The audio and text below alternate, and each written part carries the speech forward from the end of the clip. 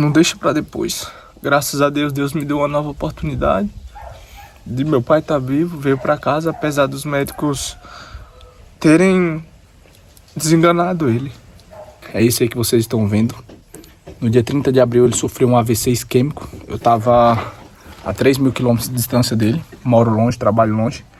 E a minha mãe me ligou por volta das 12 horas e eu estava no trabalho e me deu essa notícia. Meu filho, eu não quero esconder nada de você, mas o seu pai acabou de sofrer um AVC, está internado, tá indo para o hospital. E é isso, ela não me escondeu nada. E no outro dia, dia 2 de abril, ele foi submetido a uma cirurgia, né? Onde o crânio dele foi retirado, porque o cérebro estava inchando muito, né? E se não fizesse essa cirurgia, ele ia acabar morrendo. E depois de 33 dias sofrendo no hospital, aí depois eu peguei uma licença do meu trabalho, consegui vir antes, né? E ficamos 33 dias no hospital. Depois de muito sofrimento, depois de muitas dores, ele se recuperou, né? Saiu do hospital.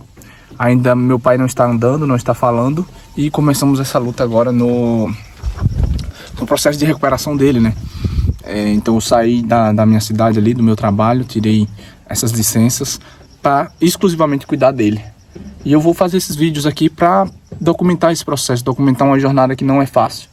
Não é fácil para ele, não é fácil para nós, porque a doença ela chega sem avisar. Meu pai sempre foi muito saudável, muito comunicativo, e receber essa notícia para mim foi como se fosse um soco no estômago, né? É difícil a gente lidar, difícil a gente aceitar, mas a gente tá segurando as nossas mãos em Deus.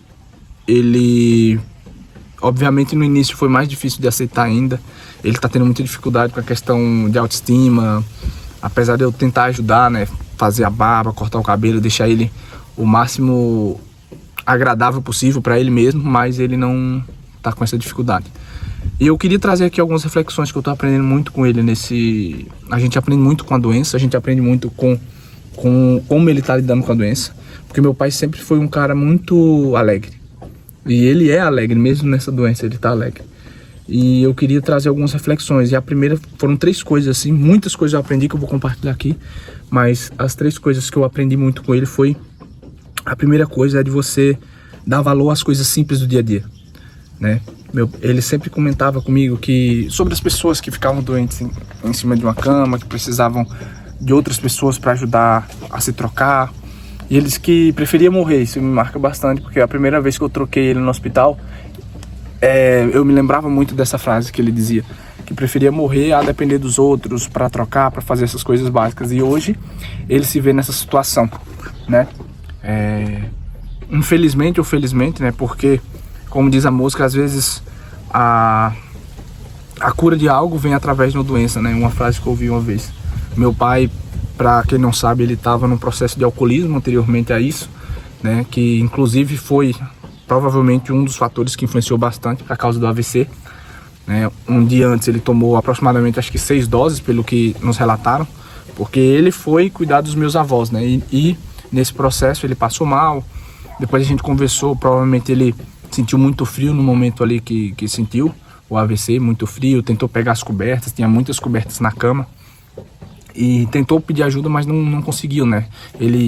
A gente pergunta sobre o fato e ele disse que o rosto já estava dormente, não conseguiu caminhar. Então foi por conta, um dos fatores disso aí, né? Da questão do alcoolismo. E a gente não entende, né? Muitas vezes eu me perguntei, por que isso está acontecendo comigo? Por que isso está acontecendo com meu pai, sendo que meu pai sempre foi um cara alegre? Mas a doença a gente não está livre, né? Qualquer pessoa pode ter e a gente tem que estar preparado para isso, né? Então a primeira coisa seria isso, seria você valorizar as coisas simples do dia a dia. Hoje eu vejo meu pai, eu precisando dar banho nele, precisando trocar, e são coisas que a gente faz no dia a dia e não percebe.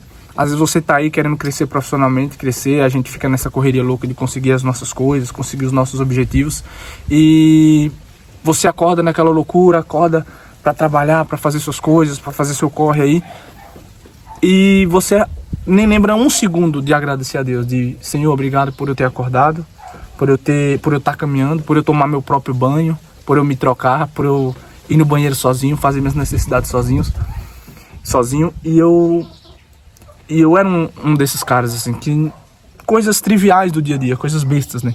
Que a gente não agradece.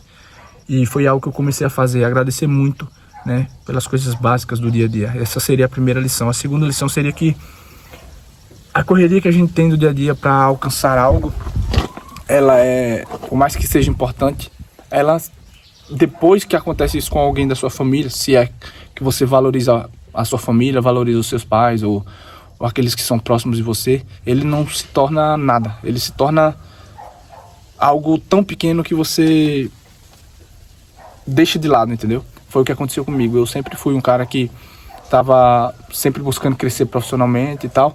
E nessa correria você acaba que, não que eu ignorasse os meus pais, mas eu reduzi bastante a atenção que eu dava para eles. Ligava talvez uma vez por semana, por conta da distância, 3.000 quilômetros. Então era o único recurso que eu tinha, era de ligar. E nesses últimos dias, antes de acontecer isso, eu quase não estava falando com meu pai. Mas é algo que eu queria trazer para vocês, porque se vocês valorizam de fato aquelas pessoas que estão ao seu lado, não deixa para depois.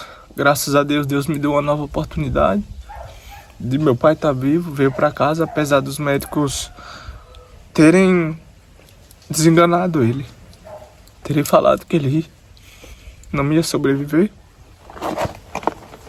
não ia falar, não ia andar. Mas eu sei que meu pai já é um vencedor.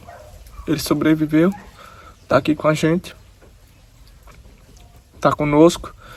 Eu tô dando o meu máximo para que ele possa se recuperar, para que ele possa falar.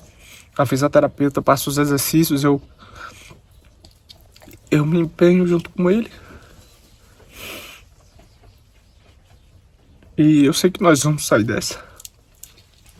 Igual todo mundo fala, Deus não dá um fardo que a gente não possa suportar. Mais difícil já teve, naquelas noites escuras do hospital, quando ele sentia muita dor, muito difíceis. E eu clamava a Deus por um milagre. E eu sei que Ele nos concedeu esse milagre. Eu sei que Ele estava olhando por nós e está olhando por nós também nesse momento. E eu sei que Ele vai sair dessa. Mas é basicamente isso aí. Você valorizar, você não deixar a doença acontecer dos seus pais para você valorizar. Não deixar a morte bater na sua porta ali de alguém que você ama, para depois você lembrar deles. Se eu pudesse falar para mim, talvez 3 meses atrás, 4 meses atrás, seria isso. Seria ligar com mais frequência, você que mora distante, assim como eu moro. Ligar com mais frequência para seus pais, para seu irmão, porque a qualquer momento pode acontecer isso com eles. Seja um AVC, seja um acidente, a gente não tá livre. E depois só resta o arrependimento. Inicialmente, logo que aconteceu, veio muito isso. Veio o arrependimento, veio de pensar, por que eu não liguei mais vezes pro meu pai, por que eu não dei mais atenção. Inclusive, era poucos dias antes de acontecer, era pra eu ter ligado pra ele, não deu certo. E aí eu falei, pai, depois eu te ligo. Então, se é algo que, às vezes nesse mundo que é normal a gente procrastinar tanto, deixar tantas coisas pra depois, não deixe pra depois isso aí. Se for possível, depois desse vídeo, ligue para sua mãe, para o seu pai, para aquelas pessoas que estão vivas ainda, que você valoriza. Porque a qualquer momento, no piscar de olhos, elas não vão estar mais aqui. Eu sei que é algo clichê, mas você só vai ter noção quando, talvez, né? Eu não desejo isso para ninguém, mas acontecer como aconteceu comigo. Que graças a Deus ele voltou. Apesar de não estar falando, de não estar andando. Mas isso já é uma bênção de estar com ele aqui. Né? Nós estamos nesse processo. A terceira coisa que eu queria falar aqui, que eu aprendi com ele nesse processo, é você viver um dia de cada vez. No hospital lá, muitas vezes ele, durante esses 33 dias internado, ele, logo que acordava, ele chorava, bem angustiado. E eu imaginava o que ele devia estar sentindo, né? Provavelmente, mais um dia que eu tô aqui internado, mais um dia que eu tô aqui nesse quarto escuro, sem ver minha família, tá longe de casa, mas eu sempre conversava com ele, pai, é mais um dia vencido, cada dia é uma guerra, é viver um dia de cada vez. Agora nesse processo de cura, principalmente, porque ele já quer estar falando, ele já quer estar andando, e na sua vida vai ser assim. Hoje talvez você quer melhorar de vida, quer estar onde você queria estar, Só que às vezes você para de viver o momento presente, quer viver aquela luta, viver a guerra do dia, e você já quer estar na guerra do dia do ano que vem. E não é assim. É viver um dia de cada vez. Eu aprendi muito sobre isso.